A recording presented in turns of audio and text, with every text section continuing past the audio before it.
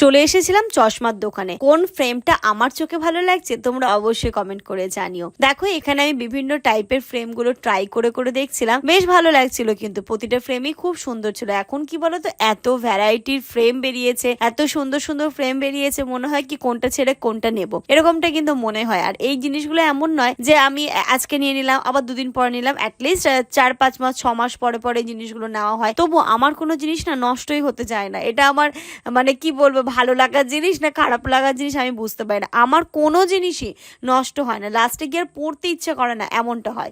তো এই আমার এই ফ্রেমটা বেশ ভালো লেগেছিল। এটা আমি দেখলাম, জামানকে বললাম, তো বলছো দেখো তোমার যেটা ভালো লাগে সেটাই তুমি নাও, এবং সব থেকে বড় কথা ফ্রেমটা সুন্দর হলে তো হবে না, আমার মুখের সাথে কোনটা মানানসই হবে সেটা তো অবশ্যই দেখে নিতে হবে।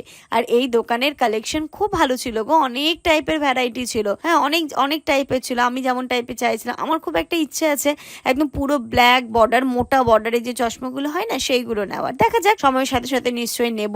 তো এখানে ফ্রেম দেখে আমি না কনফিউজড হয়ে যাচ্ছি যে কোনটা নেব, কি করব। তারপরে উনি আমাকে অনেক টাইপের বোঝাচ্ছিলেন যে কিভাবে কি করতে হবে। তাছাড়াও এবার সবগুলো আমি পরে পরে ট্রাই করে দেখলাম। আর চশমাটা বেসিক্যালি আজকে আমি নিচ্ছিলাম, আমি আমার জন্য তো নেবই, তবে আজকে এসেছিলাম যেটা হচ্ছে মায়ের জন্য নিতে।